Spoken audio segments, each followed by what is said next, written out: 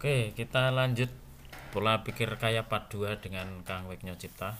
Kita akan menampilkan pemikiran yang positif dan negatif ya, antara pola pikir kaya dan pola pikir miskin dalam satu satu gambar. Kita lanjut, yaitu pola pikir kaya dan miskin nomor 6, yaitu berpikir bahwa dunia ini adil gitu kan. Jadi orang miskin berharap bahwa punya pikiran yang yakin sekali bahwa dunia ini dikira memakai sistem yang adil gitu ya, bahwa Tuhan itu adil dan sebagainya, tapi kenyataannya sebenarnya tidak seperti itu. Jadi orang miskin sering menuntut pemerintah atau aparatur negara berlaku adil. Mereka sering mengadakan demo, kadang demo-demo itu untuk menuntut keadilan. Tapi orang kaya tahu bahwa sistem dunia ini tidak adil. Jadi lebih menguntungkan orang kaya dan lebih menguntungkan adalah yang yang memerintah. Jadi kalau dia tahu bahwa dunia ini tidak adil, maka dia berusaha mati-matian untuk jadi kaya. Jadi dia berusaha untuk mandiri agar tidak berpikir bahwa dunia ini adil, atau dunia ini mau adil atau tidak bagi orang kaya itu tidak menjadi masalah, karena dia paham, maka dia akan berusaha mati-matian untuk jadi kaya itu tadi. Pola pikir yang ketujuh adalah menyalahkan lingkungan. Jadi pola pikir orang miskin adalah menyalahkan lingkungan atas kegagalannya. Kalau saya gagal itu karena pemerintah, kalau saya gagal itu karena ditipu orang, kalau saya gagal itu karena pemerintah tidak membantu saya dan sebagainya. Itu terjadi karena dirinya tidak mau berubah sebenarnya. Jadi kalau pola pikir orang kaya, dia tidak ada gunanya menyalahkan lingkungan, karena dia paham bahwa tatanan lingkungan itu harus bisa diciptakan sendiri.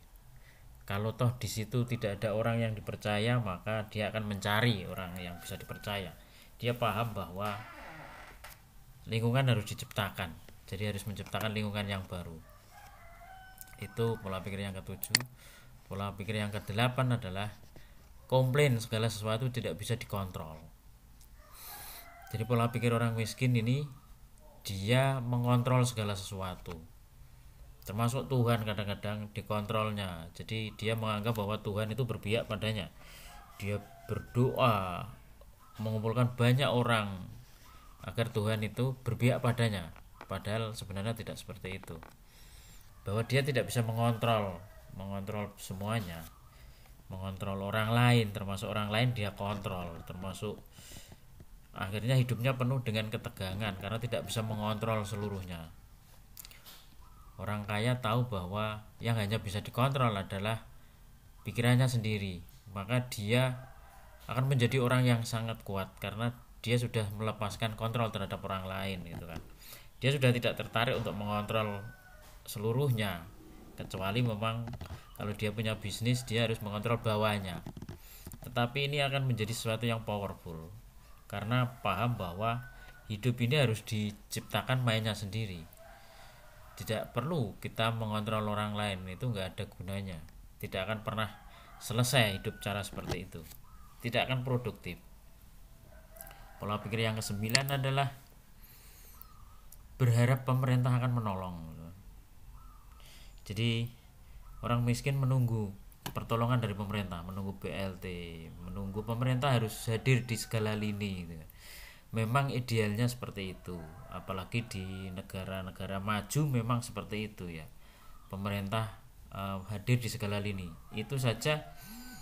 Jadi di negara maju itu orang lebih mudah untuk berusaha. Tapi kalau di negara kita ya, negara berkembang, itu kan tidak seperti itu. Orang susah sekali untuk berusaha. Jadi pola pikir orang kaya adalah pemerintah sendiri itu sedang bingung, maka dia akan berusaha sendiri untuk mandiri, untuk mencukupi dirinya sendiri. Akan menjadi tidak produktif jika kita menunggu pemerintah.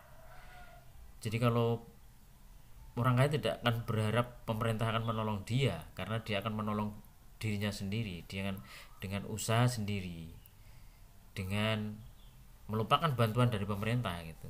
Jika ada bunga kredit yang rendah itu cukup gitu. Kalau ada bunga kredit yang rendah ya seperti KUR itu sudah cukup membantu dia untuk bisa mandiri. Jadi dia sudah tidak berharap pemerintah akan menolong, tetapi orang miskin masih saja berharap orang lain untuk menolong. Jadi dia tidak mau usaha sendiri. Itu yang jelas. Pola pikir yang ke-10 adalah menanggapi semua omongan orang. Jadi kalau kita sibuk di sosmed, media sosial, itu artinya kita sedang membangun pola pikir miskin. Jadi kita kepo terhadap omongan orang, kita searching omongan orang, seluruh omongan orang kita perhatikan, bahkan merasa sakit hati, ingin merubah orang lain dan sebagainya. Jadi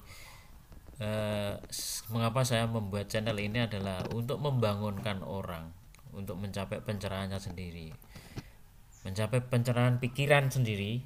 Setelah itu dia akan berbuat untuk kemaslahatannya sendiri gitu ya, membela diri terhadap fitnah orang gitu.